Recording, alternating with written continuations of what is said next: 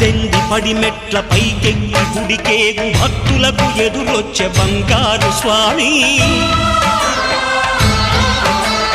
ఇరుముడులు స్పృశించి శుభమనుచు దీవించి జన బృందముల చేరే జగమేలు స్వామి తన భక్తులొనరిల్చు తప్పులకు తడబడి ఒక పక్క ఒరిగెన ఓంకారమూర్తి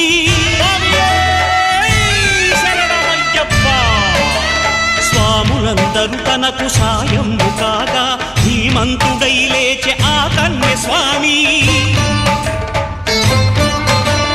పట్టబంధము వీడి భక్తతతికై పరుగు పరుగున వచ్చే భూమిపైకి నరుడై